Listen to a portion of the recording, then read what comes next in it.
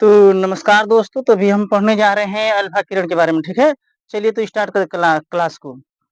Alpha किरण क्या होती है देख रहे हैं, तो अल्फा किरण जो होती है अल्फा कण से मिलकर बना होता है। किससे मिलकर बनी होती है? अल्फा कण से। यह परमाणु के नाभिक से निकलती है। वो कैसे? रेडियो एक्टिव तत्व जब निकलते हैं तो उसी से निकलती है। कौन? अल्फा किरण, ठीक है ना? जो अल्फा किरण होती है 2 इकाई धनावेश होती है। कितने? 2 इकाई धनावेश, जो हीलियम के नाभिक के समान होती है। किसके समान? हीलियम के नाभिक के समान होती है। इसका जो द्रव्यमान होता है हाइड्रोजन और प्रोटॉन के द्रव्यमान का 4 गुना होता है, ठीक है ना? ये यह जो अल्फा किरण होती है, ये धनावेशित होती है, इसलिए जो होती है कि जब विद्युत चुम्बकीय क्षेत्र जब आता है, चुम्बकीय क्षेत्र में क्या करती है कि जिधर ऋण रहता है, जिधर ऋण रहता है उधर क्या करती है? मुड़ जाती है। विद्युत चुम्बकीय क्षेत्र में ऋण की दिशा की ओर मुड़ जाती है, ठीक है? चलिए, यदि कोई रेडियो एक्टिव तत्व है, मान लेते हैं कि रेडियो एक्टिव तत्व, यहाँ से एक अल्फा कण निकलेगा। कितना? एक अल्फा कण निकलता है, तो इसके जो तत्व रहेगा, इसके परमाणु संख्या में 2 की कमी, परमाणु संख्या में 2 की कमी हो जाती है, तथा द्रव्यमान संख्या में 4 की कमी हो जाती है। यानी कि एटॉमिक नंबर में 4 की कमी हो जाती है, ठीक है? और जो इसका चाल होती है, अल्फा किरण की चाल होती है, प्रकाश की चाल का 1/10वां हिस्सा होती है। प्रकाश चाल का 1/10वां हिस्सा होती है, ठीक है? प्रकाश की चाल का 1/10वां हिस्सा। बस ये इतना ही बनता है, और इसका फिर आगे देख लेंगे विस्तार से थोड़ा सा, ठीक है? तो चलिए लिखवा दे रहे हैं इसके बारे में। लिखिए तो। ये है अल्फा कण से मिलकर बनी है। अल्फा कण से मिलकर बनी है, ठीक है? इस पर 2 इकाई धनावेश होता है। कितना इकाई धनावेश होता है? 2 इकाई धनावेश होता है, लिख लो। इस पर 2 इकाई इकाई धनावेश होता है। धनावेश होता है, ठीक है? इसका जो द्रव्यमान होता है, इसका द्रव्यमान लिख लो। इसका द्रव्यमान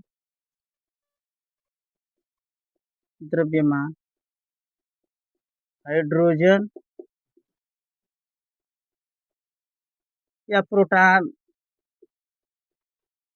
हाइड्रोजन या प्रोटॉन के द्रव्यमान का 4 गुना होता है। के द्रव्यमान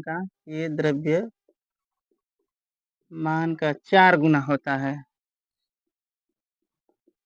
4 गुना होता है। जो अल्फा किरण होती है, इसे हीलियम का नाभिक भी कहते हैं। क्या कहते हैं? हीलियम का नाभिक। इसे हीलियम का नाभिक भी कहते हैं। नाभिक भी कहते हैं, ठीक है? इसे इसे लिख लीजिएगा। इसे हीलियम का नाभिक कहते हैं। किसे? अल्फा किरण को, ठीक है? अब देखिए, इसे कहने का मतलब है कि हीलियम का नाभिक इसे है, हम लोग का क्या हो जाएगा? 2 हीलियम का 2 होता है परमाणु क्रमांक ना, हाइड्रोजन का 1, हीलियम का 2, लिथियम का 3। इस पर क्या होता है? 4 इसका द्रव्यमान हो गया इस तरह से, और मान लेते हैं इतना। तो इसकी क्या होती है? बराबर। अगर इसमें हम देख लें कि प्रोटॉनों की संख्या कितनी है और परमाणु संख्या कितनी है, तो हम लोग कितना हो जाएगा? 2। अगर इलेक्ट्रॉनों की संख्या देखें तो कितना हो जाएगा? 2 माइनस 2 यानी कि 0 इसमें हो जाता है। क्या आता है? 0 हो जाएगा। 2 और ऊपर है में से ऊपर वाला 2 घटा देंगे, क्या आ जाता है हम लोग का? 0 हो जाता है, ठीक है? चलिए, एटॉमिक नंबर हम लोग का आ जाता है 4 हो जाता है, ठीक है?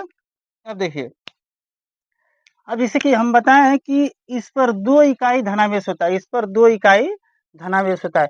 इसलिए जब किसी विद्युत चुम्बकीय क्षेत्र में प्रवेश करने पर, लिख लीजिए, यह विद्युत चुम्बकीय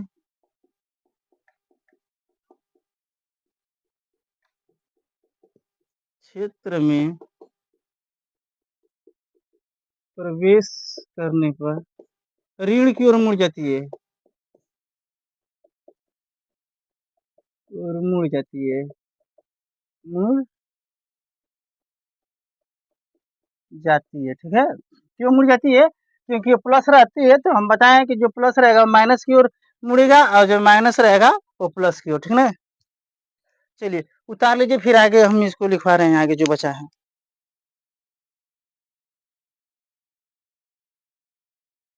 मिटा देना। चलिए मिटा दे रहे हैं इसको, आगे फिर बता रहे हैं।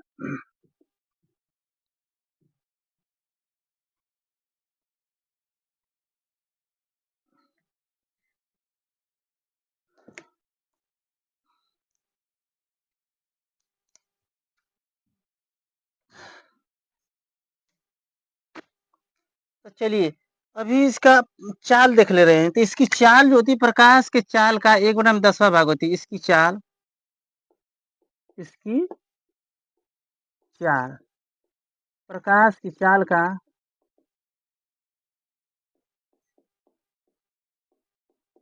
चाल का 1/10वां भाग होती है, होती ठीक है। तो चाल इसकी, प्रकाश की चाल का 1/10वां हिस्सा होती है। और जो हाँ देखिए, यदि किसी रेडियो एक्टिव, तब से एक और क्वेश्चन बन रहेगा ना यहाँ से। यदि किसी रेडियो एक्टिव तत्व से एक अल्फा कण निकलता है, यानी एक अल्फा कण निकलता है, तो उस तत्व के नाभिक में, यानी उस तत्व के परमाणु संख्या में 2 की कमी तथा द्रव्यमान संख्या में 4 की कमी हो जाती है। तो लिखिए, यदि किसी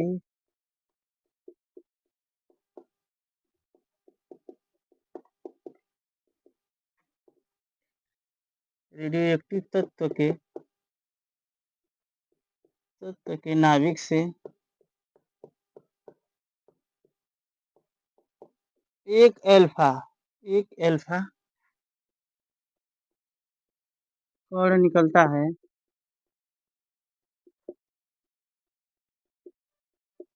तो इसके इसके परमाणु संख्या में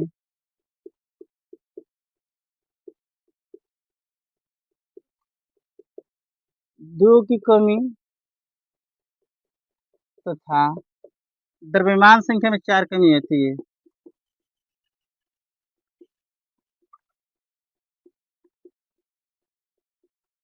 संख्या में 4 की कमी हो जाती है, ठीक है। चलिए यहाँ से इतना ही प्रश्न बनता है। हाँ चलिए देख लीजिए कैसे कमी होती है। जैसे कि हम कहा ले लें कि 92 यूरेनियम ले लें, जैसे 92 यूरेनियम 235 ले रहे हैं, 92 यूरेनियम 235 ले रहे हैं। तो अब इसमें से क्या कर रहे हैं कि एक जो अल्फा कण है घटा दे रहे हैं, एक अल्फा कण क्या कर दे रहे हैं, निकाल दे रहे हैं, ठीक है ना। 92 यूरेनियम 235 है, इसमें क्या कर रहे हैं कि इसके नाभिक से एगो अल्फा कण निकाल दे रहे हैं। तो हम लोग को बचेगा क्या इसमें, अब क्या हो जाएगा, 90 यूरेनियम 231, यानी कि 2 गो इसमें से कम हो जाएगा और 4 गो ऊपर से एटॉमिक नंबर में से कम हो जाएगा। ये हम लोग को हो जाएगा, एक गो अल्फा कण निकलेगा, ठीक है ना। चलिए तो इसको उतार लीजिए, फिर अब मिटाएंगे।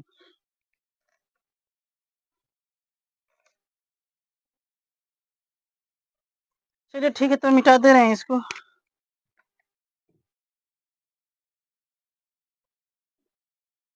अब पढ़ेंगे हम लोग बीटा कण के बारे में।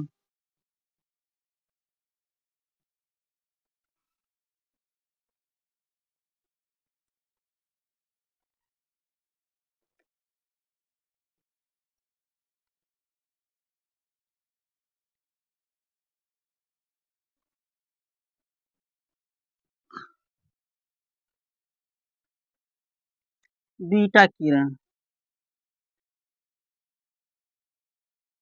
किरण तो ये किससे मिलकर बनी होती है, बीटा कणों से। किससे मिलकर बनी होती है, यह बीटा कण से मिलकर बनी होती है, लिख लो।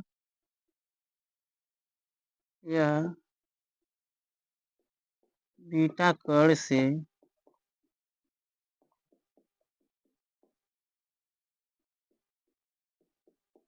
बनी होती है। होती है। चलिए ठीक है, थोड़ा-सा सुन लीजिए इसके बाद। तो जो बीटा किरण होती है, बीटा कण से मिलकर बनी होती है, ठीक है ना? और जो इसका आवेश होता है, इकाई आवेश होता है, कितना होता है? इकाई आवेश होता है। इसे इलेक्ट्रॉन का प्रवाह भी कहा जाता है। इसका द्रव्यमान जो होता है, इलेक्ट्रॉन के द्रव्यमान का बराबर होता है, ठीक है ना? इलेक्ट्रॉन के द्रव्यमान के बराबर होती है। इसकी चाल जो होती है, प्रकाश की चाल का 9/10 10वां भाग होती है, ठीक है? चलिए, और यदि यह जो अगर किसी रेडियो एक्टिव तत्व से अगर एक बीटा कण निकाल दें, तो उसके परमाणु संख्या में 1 की वृद्धि हो जाती है और द्रव्यमान संख्या पर कोई प्रभाव नहीं पड़ता है, ठीक है? तो चलिए, तो लिख ले रहे हैं इसको। यह बीटा कण से मिलकर बनी होती है। इस पर इकाई ऋणावेश होता है, इकाई ऋणावेश होता है।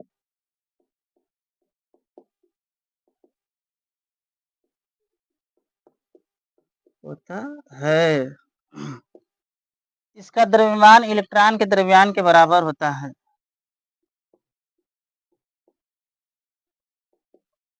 द्रव्यमान इलेक्ट्रॉन के द्रव्यमान का द्रव्यमान के बराबर होता है।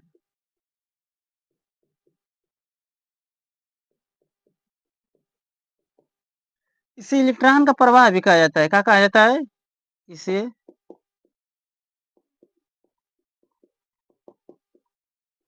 इलेक्ट्रॉन का प्रवाह भी कहा जाता है, भी कहा जाता है, ठीक है? अब देखिए, अब इसकी चाल देख ले रहे हैं। इसकी जो चाल होती है बीटा किरण की, प्रकाश की चाल का 9/10वां भाग होती है। प्रकाश की चाल बताए थे ना, 3 × 10 = 8 मीटर प्रति सेकंड होता है, तो उसका 9/10वां ऐसा कर देंगे तो आ जाएगा इसकी चाल। इसकी चाल इसकी चाल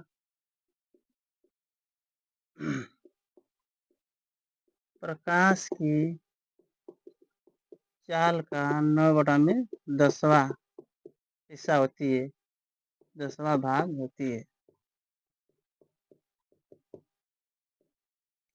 यदि विद्युत चुम्बकीय क्षेत्र में प्रवाहित किया जाए, प्रवेश किया जाए, तो लिखिए, तो क्या करेगा? यह यहाँ पे लिखे होंगे ऋणावेश होते, यह धन की ओर मुड़ जाती है। किधर मुड़ेगी?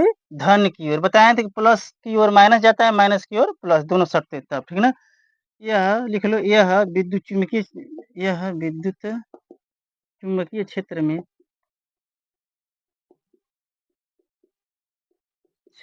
में धन की ओर मुड़ जाती है, धन की ओर मुड़ जाती है, मतलब एनोड की ओर मुड़ जाती है। एनोड की ओर, एनोड का होता है धनावेशी, तो एनोड की ओर मुड़ जाएगी, ठीक ना? ये इसके निकलने से, यानी कि बीटा करके, एक बीटा करके निकलने से, लिखो, एक बीटा कण के निकलने से कि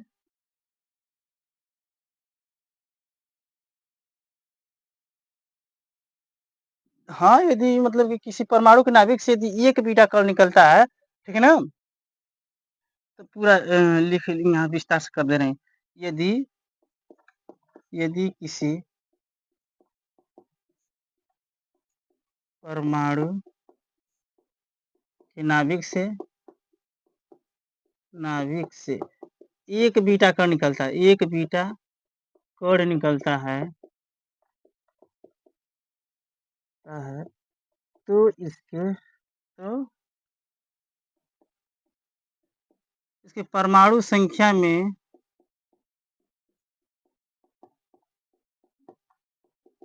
एक की वृद्धि तथा द्रव्यमान संख्या में कोई परिवर्तन नहीं होता है। कोई परिवर्तन नहीं होता है, नहीं होता है। ठीक, तो ये बीटा किरण से जो क्वेश्चन बनते हैं वो है, ठीक है ना? बता लीजिए इसको।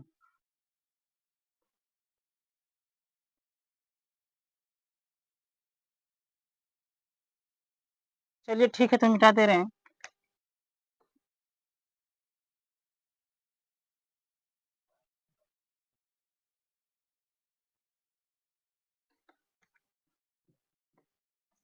अब क्या पढ़ेंगे? गामा किरण के बारे में।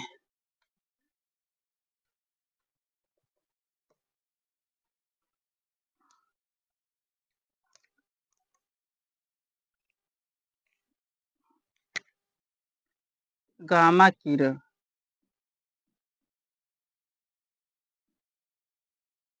तो देखिए जो गामा किरण होती है यह बहुत कम तरंग दैर्ध्य वाली विद्युत चुम्बकीय तरंग होती है। क्या होती है? बहुत कम तरंग दैर्ध्य वाली विद्युत चुम्बकीय तरंग होती है, ठीक ना। इसकी जो चाल होती है प्रकाश की चाल के बराबर होती है। इसकी जो ऊर्जा और आवृत्ति होती है यह बहुत अधिक होती है, ठीक है ना। चलिए लिख लीजिए, लिख लीजिए, टाइम क्यों वेस्ट किया जाए। देखिए यह बहुत कम तरंग दैर्ध्य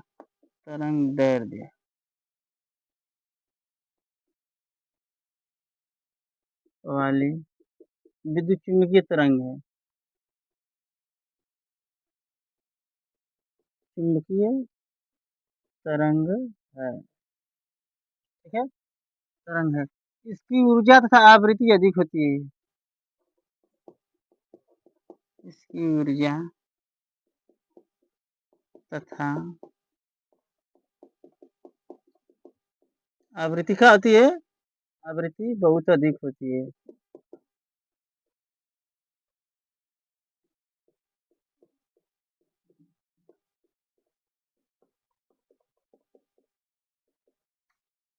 ठीक है।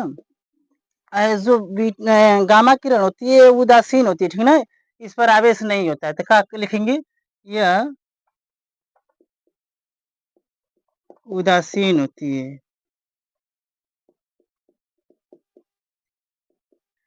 जब उदासीन होती है तो इस पर विद्युत चुम्बकीय क्षेत्र का कोई प्रभाव नहीं पड़ता है। यह उदासीन होती है, इसलिए इसलिए इस पर विद्युत चुम्बकीय क्षेत्र का कोई प्रभाव नहीं पड़ता है। कोई प्रभाव नहीं पड़ता है।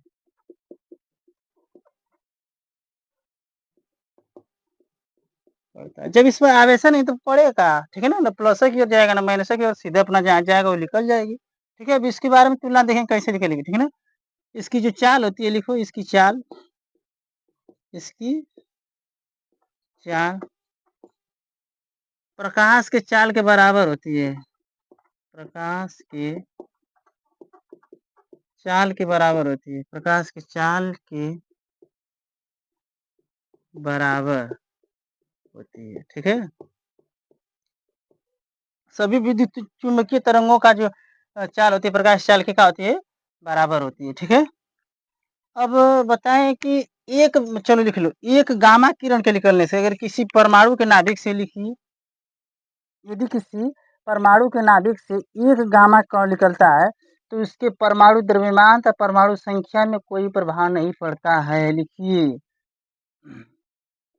यदि, ये कौन सा रंग है? यदि यदि किसी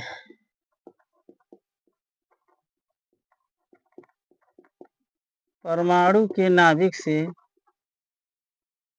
यदि किसी परमाणु से, नाभिक से नहीं निकलता है ना, परमाणु से एक गामा, एक गामा कण निकलता है तो इसके परमाणु संख्या तथा द्रव्यमान संख्या तथा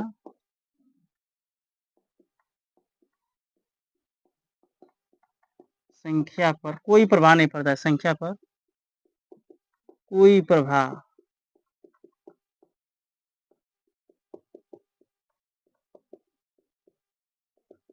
पड़ता है। चलिए ठीक है, तो इसको उतार लीजिए। फिर इन तीनों के बारे में तुलना देख ले रहे हैं कि आयनन विभवन की क्या होती है, किसकी वेदन क्षमता अधिक होती है, ठीक है ना। पहले इसको उतार लीजिए।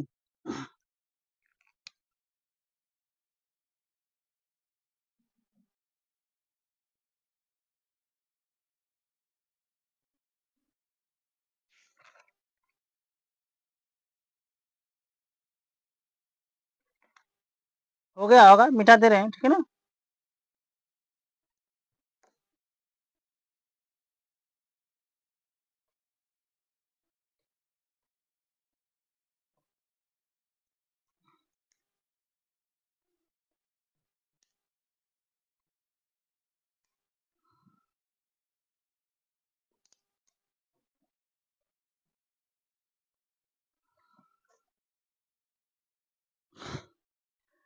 चलो तो लिख ले रहे हैं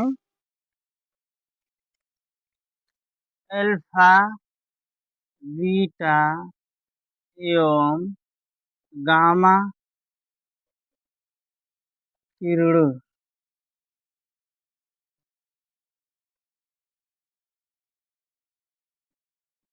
किरणों के बीच तुलना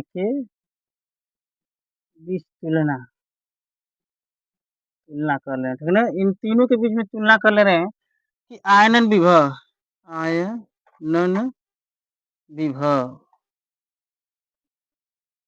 वेधन क्षमता देख ले रहे हैं, वेधन क्षमता, वेधने में कौन तेज है, चाल देख ले रहे हैं, चाल देख ले रहे हैं, ठीक है ना। इसके बाद फोटोग्राफिक प्लेट पर इन तीनों का प्रभाव भी देख लेंगे, ठीक है ना। तो आयनन विभव जो होता है सबसे अधिक होता है अल्फा का, किसका होता है, अल्फा का। इसके बाद में बीटा का होता है, फिर गामा का आयनन विभव सबसे कम होता है। वेधन क्षमता सबसे ज्यादा किसका होता है, गामा का होता है, उसके बाद बीटा का होता है, और सबसे कम वेधन क्षमता अल्फा का हो जाता है। चाल सबसे अधिक किसकी होगी, तो बताया था कि जो गामा की चाल होती है प्रकाश के चाल के बराबर जो सबसे अधिक होती है।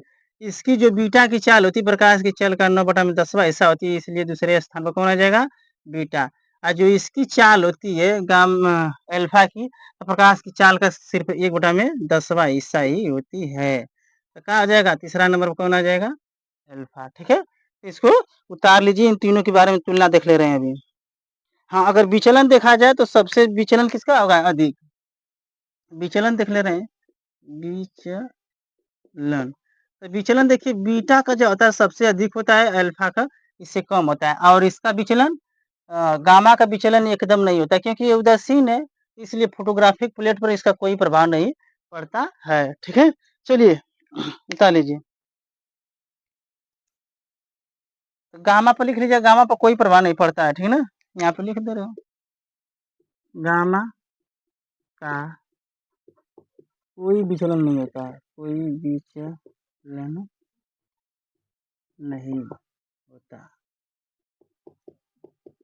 ठीक है ना, गामा का कोई विचलन नहीं होता है। चलिए तो उतार लीजिए, फिर अब देख ले रहे हैं फोटोग्राफिक प्लेट पर इन तीनों का प्रभाव।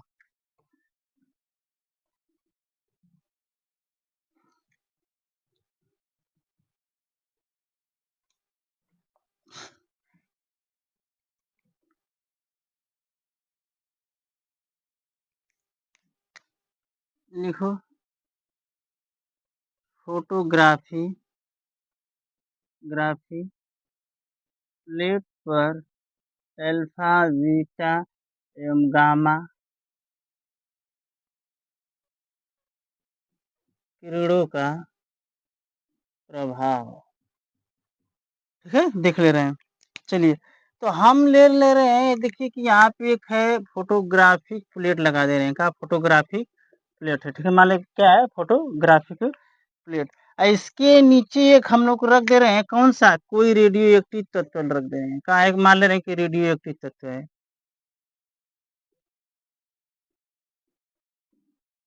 एक्टिव तत्व, ठीक है। इधर मान ले रहे हैं कि ऋणावेश है, और इधर का मान ले रहे हैं कि धनावेश है, ठीक है। इसका जो रेडियो एक्टिव तत्व है, इसका एक हो जाएगा नाभिक, हो गया, क्या हो गया, नाभिक। तो इस पर प्रभाव देख ले रहे हैं। तो यहाँ से जो है किरण निकलेगी, हाई, तो कौन सी किरण होगी बताइए, तो इधरिया कौन होगी, रुकिए, हमारे कि इधर ऋण हो गया, क्या हो गया, ऋण हो गया, हाई फोटोग्राफिक प्लेट हो गया, ठीक है ना। हाई हम लोग का ऋण हो गया। अब देखिए, तो अब इधर प्लस है, क्या इधर प्लस है, तो इधर हम लोग का बीटा कौन निकलेगी, बीटा किरण निकलेगी, यानी कि बहुत ज्यादा ये मुड़ जाएगी। फोटोग्राफिक प्लेट की ओर जाएगी तो बहुत ज्यादा क्या हो जाएगी, ये मुड़ जाएगी। कौन सी किरण निकलेगी? बीटा किरण। बीटा किरण सबसे अधिक प्रभाव लिख लीजिएगा, सबसे अधिक प्रभाव, सबसे अधिक प्रभाव, यानी कि फोटोग्राफिक प्लेट पर सबसे ज्यादा किसका प्रभाव पड़ता है? बीटा किरण की। ये किस ओर मुड़ती है? धनावेश की ओर मुड़ती है। क्यों मुड़ती है? क्योंकि इस पर इकाई ऋणावेश होता है। अब देखिए इसका, अब इधर माइनस की ओर कौन मुड़ता है? अल्फा। माइनस की ओर कौन मुड़ता है? अल्फा किरण। तो ये थोड़ा सा कम विचलित होती है, इसका होती है थोड़ा सा कम। ये कौन सी है? अल्फा किरण। अल्फा किरण। देखिए ये जो बीटा किरण है पूरी इस तरह से टेढ़ी हो गई है, क्या हो गई है? टेढ़ी। लेकिन अल्फा किरण है जो क्या है, थोड़ा सा टेढ़ी हुई, ठीक है ना, तो इस पर कम प्रभाव पड़ता है। तो यहाँ पे लिखिए बीटा किरण से, बीटा किरण से कम प्रभाव पड़ता है।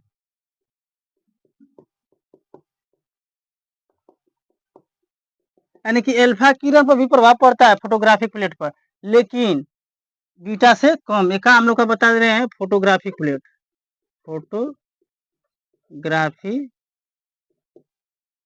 प्लेट है, ठीक है ना, प्लेट, ठीक। अब देख ले रहे हैं कि जो गामा है तो उसका क्या प्रभाव पड़ेगा। देखिए तो ये नाभिक से तो निकलेगा नहीं, इसी इसी में से निकलता है, तो ये क्या हो जाएगा? ये सीधा हो जाएगा। क्या होता है? सीधा। गामा किरण, गामा किरण, तो इस पर कोई प्रभाव नहीं। गामा किरण पर क्या होता है? कोई प्रभाव नहीं होता है। लिख लेंगे यहाँ पे कि कोई प्रभाव नहीं, कोई प्रभाव नहीं पड़ता। यानी कि जब गामा किरण निकलेगी उसकी आगे हम क्या लगा देंगे? फोटोग्राफिक प्लेट लगा देंगे, तो वो सीधे क्या करेगी? घुस जाएगी, एकदम सीधे निकल जाएगी, इस पर कोई प्रभाव नहीं पड़ेगा। ठीक है, चलिए ठीक है, आज के लिए इतना ही।